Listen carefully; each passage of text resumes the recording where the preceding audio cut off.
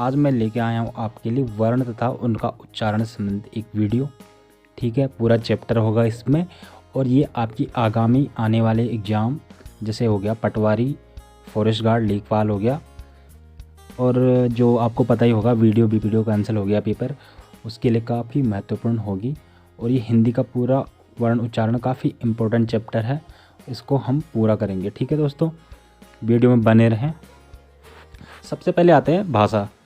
भाषा शब्द की उत्पत्ति संस्कृत के भाष शब्द से हुई, जिसका अर्थ होता है बोलना। ठीक है, भाषा की सार्थक इकाई वाक्य कहलाती है और वाक्य से छोटी इकाई उपवाक्य और उपवाक्य से छोटी इकाई पदबंध कहलाती है और पदबंध से छोटी इकाई पद, जिसे शब्द भी बोलते हैं, और पद से छोटी इकाई अक्षर होती है। भाषा की सबसे छोटी इकाई क्या होती है दोस्तों? ध्वनि, या जिसे हम वर्ण कहते हैं। ठीक है, अब वर्ण एवं वर्णमाला क्या होती है? सबसे पहले आते हैं हम वर्ण पे। वर्ण क्या होता है दोस्तों? वर्ण भाषा की सबसे छोटी इकाई है। वर्ण उस मूल ध्वनि को कहते हैं जिसके खंड या टुकड़े नहीं किए जा सकते, जैसे आ हो गया, ई हो गया, का, ख इत्यादि। ठीक है, उदाहरण स्वरूप मूल ध्वनियों को इस प्रकार स्पष्ट किया जा सकता है, जैसे आम। आम शब्द में 3 मूल ध्वनियाँ हैं, आ प्लस मा, इसके नीचे हलंत होगा, प्लस आ। इन्हीं अखंड मूल ध्वनियों को हम क्या कहते हैं? वर्ण कहते हैं।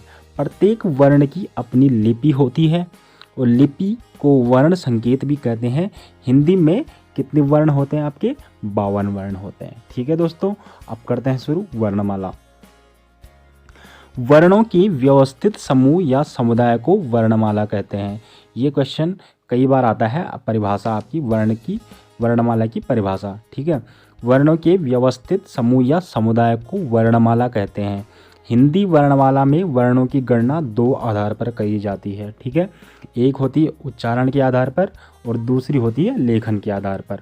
उच्चारण के आधार पर हिंदी में उच्चारण के आधार पर वर्णों की संख्या 45 है, जिसमें 10 स्वर तथा 35 व्यंजन होते हैं। और लेखन के आधार पर बात करें तो लेखन के आधार पर वर्णों की संख्या 52 है, जिनमें 13 स्वर और 35 व्यंजन तथा 4 संयुक्त व्यंजन है। ठीक है, हिंदी वर्णमाला में 2 प्रकार के वर्ण होते हैं। ठीक है, स्वर तथा व्यंजन। स्वर क्या होते हैं हमारे? आ ई उ, और री भी होता है ए ऐ ओ औ, अंग और आहा। ठीक है, 10 + 3 ये कितने होते हैं? 13। व्यंजन को निम्न प्रकार विभाजित किया जाता है। का वर्ग, चा, टा, ता, पा। इसको हम ऐसे भी याद कर सकते हैं, का, चा, टा, ता, पा। ठीक है, का वर्ग में क्या आते हैं? का, खा, गा, घा, गा। चा वर्ग में चा, छा, जा, झा, या। टा वर्ग में टा, ठा, ड, ढ, ण। ता वर्ग में ता, था, दा, ध, न। पा वर्ग में पा, फा, बा, भा, मा। और अंतस्थ व्यंजन होते हैं आपके या, रा, लावा। ऊष्म व्यंजन होते हैं आपके शा, स, सा, हा।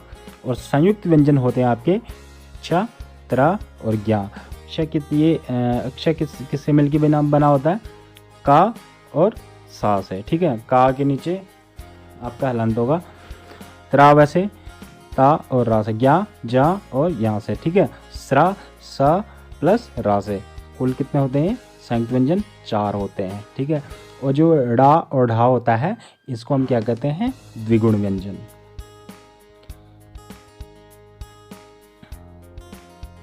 अब बात करते हैं स्वर की। ठीक है, स्वर स्वतंत्र रूप से बोले जाने वाले वर्ण हैं। इनके उच्चारण में हवा मुख विवर मुख द्वार से अबाध गति से निकलती है। ठीक है, कोई बाधा नहीं होती। इनकी संख्या 13 मानी गई है, परंतु उच्चारण के आधार पर इनकी संख्या केवल 10 ही मानी गई है। ये नोट, इसको ध्यान से देखना दोस्तों। री को लिखने के आधार पर स्वर की संख्या दी जाती है। ठीक है, परंतु इसका उच्चारण री होता है, अतः री को उच्चारण के आधार पर स्वरों में स्थान नहीं दिया जाता है। ठीक है, री को उच्चारण के आधार पर जो स्वरों का वो होता है उसमें उसको स्थान नहीं दिया जाता है। स्वरों का वर्गीकरण। स्वरों को निम्न प्रकार से वर्गीकृत किया जाता है। 7 प्रकार से। अगर आप पे क्वेश्चन आता है कि स्वरों को कितने प्रकार से हम वर्गीकृत कर सकते हैं, तो 7 प्रकार से, ठीक है। 7 प्रकार कौन कौन से हैं?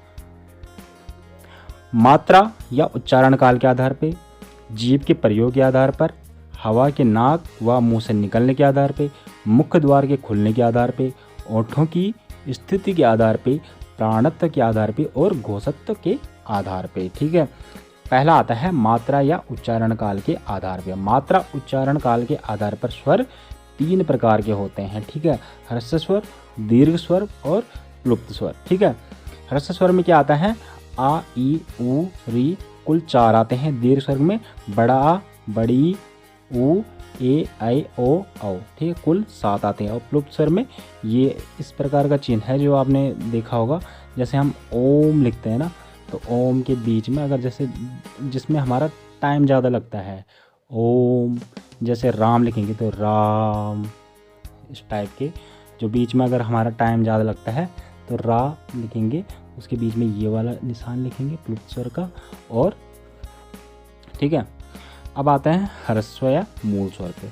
वे स्वर जिनके उच्चारण में कम समय, एक मात्रा का समय लगता है, मूल स्वर या ह्रस्व स्वर कहलाते हैं। जैसे अ, ई, उ, री, ठीक है, इसमें कितना कम समय लग रहा है। दीर्घ स्वर जिन स्वरों के उच्चारण में अधिक समय या 2 मात्रा का समय लगता है, दीर्घ स्वर कहलाते हैं, ठीक है। जैसे बड़ा आ, बड़ी ई, बड़ा उ, ए, ऐ, ओ, औ, ठीक है। दीर्घ स्वरों की रचना 2 स्वरों को जोड़कर होती है, इसलिए इन्हें संयुक्त स्वर भी कहा जाता है। ये निम्न प्रकार के होते हैं, निम्न 2 प्रकार के होते हैं, ठीक है।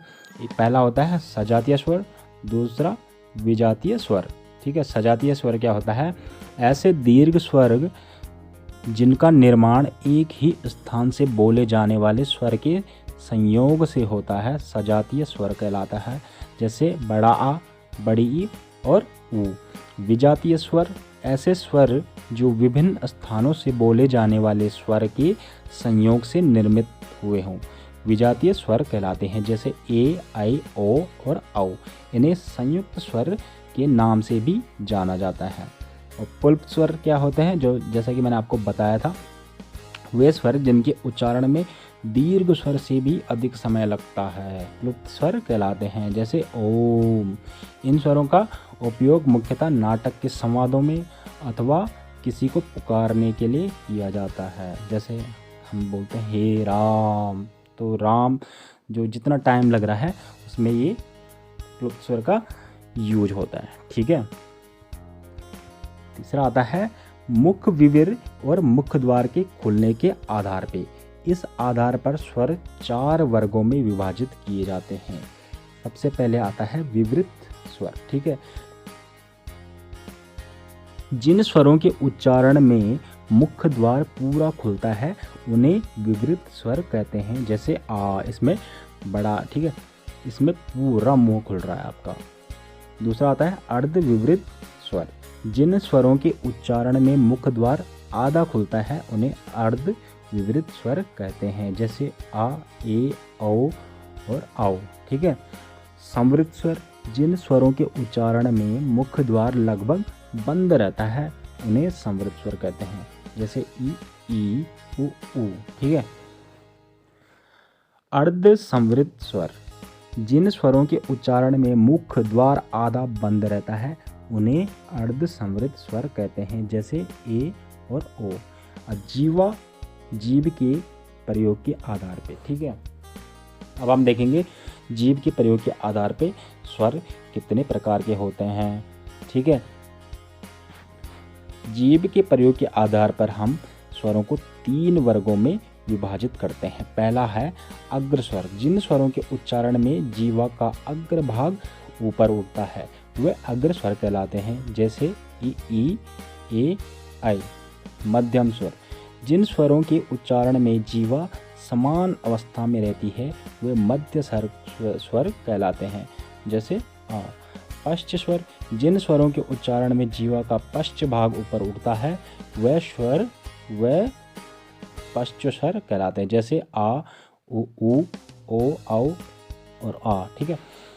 ओंठों की स्थिति के आधार पर ओंठों की स्थिति के आधार पर देखेंगे हम अब। इस आधार पर स्वरों को दो प्रकार से विभाजित किया जाता है, अवृतमुखी और वृत्तमुखी। इनसे नाम से ही पता चल रहा है दोस्तों, अवृतमुखी और वृत्तमुखी। देखो पहले देखते हैं हम अवृतमुखी। जिन स्वरों के उच्चारण में ओंठ वृत्तमुखी या गोलाकार नहीं होते हैं उन्हें अवृत्तमुखी स्वर कहते हैं, जैसे आ ई ए आई।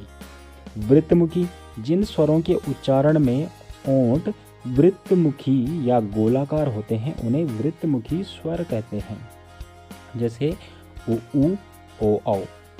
ठीक है, इनको दोस्तों आप देख सकते हो, अब इनका उच्चारण करते समय आप देख सकेंगे वृत्तमुखी, जैसे इनमें आपका मुंह पूरा गोल हो रहा होगा।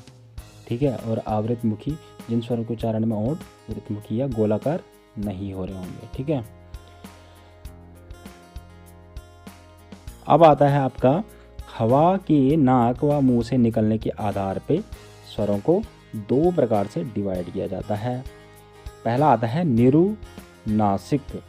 निरुनासिक या मौखिक स्वर, जिन स्वरों के उच्चारण में हवा केवल मुंह से निकलती है उन्हें निरुनासिक या मौखिक स्वर कहते हैं, जैसे आ और ई आदि। ठीक है, दूसरा आता है अनुनासिक स्वर। जिन स्वरों के उच्चारण में हवा मुंह के साथ साथ नाक से भी निकलती है उन्हें अनुनासिक स्वर कहते हैं, जैसे अंग आ।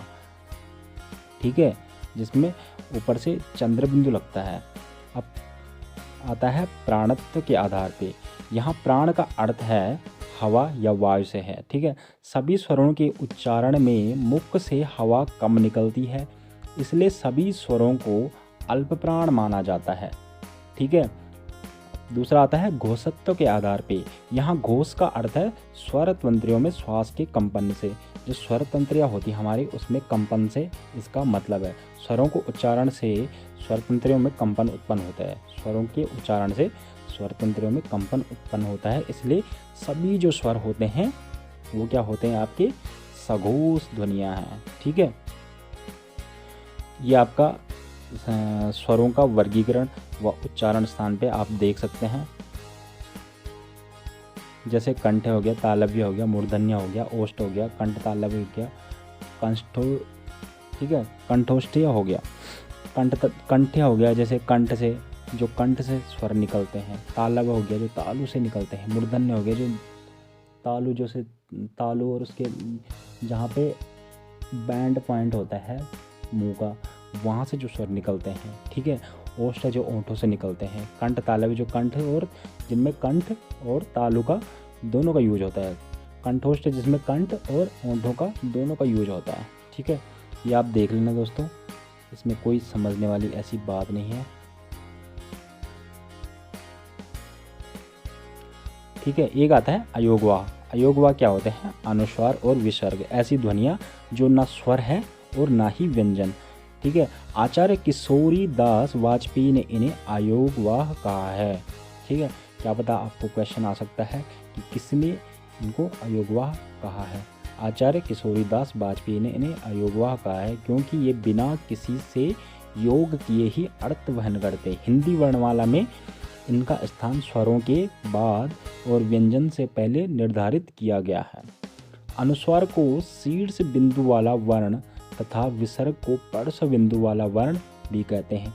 परंपरा के अनुसार अनुस्वर व विसर्ग को स्वरों के साथ रखा जाता है, लेकिन ये स्वर ध्वनियाँ नहीं है क्योंकि इनका उच्चारण व्यंजनों के उच्चारण की तरह अ स्वर की सहायता से होता है। इनमें अंतर इतना है कि व्यंजन में स्वर पीछे आता है, जैसे का प्लस आ का होता है, तथा इन दोनों में स्वर पहले आता है, जैसे आ की मात्रा चंद्रबिंदु या अंग। ठीक है, और आ प्लस आह की मात्रा कितना इजिकल आ। ठीक है, इन दोनों वर्णों का जाति योग ना तो स्वर के साथ बैठता है और ना ही व्यंजन के साथ। यही कारण है कि इन्हें अयोग कहा जाता है। ये अपना अलग अर्थ वहन करते हैं, इसलिए अयोगवाह कहलाते हैं। ये कुछ क्वेश्चन है दोस्तों। ठीक है, वर्णमाला किसे कहते हैं? वर्णमाला किसे कहते हैं? शब्द समूह को, वर्णों के संकलन को, शब्द गणना को, या वर्णों के व्यवस्थित समूह को। ठीक है, इसका उत्तर है आपका वर्णों के व्यवस्थित समूह को। उच्चारण के आधार पर वर्णों की संख्या कितनी होती है? उच्चारण के आधार पर वर्णों की संख्या होती है 45। स्वरों के वर्गीकरण के कितने प्रकार होते हैं? 2 प्रकार, 3 प्रकार, 4 प्रकार या 7 प्रकार। अभी हमने पीछे बताया है। ठीक है, ये कितने होते हैं? 7 प्रकार।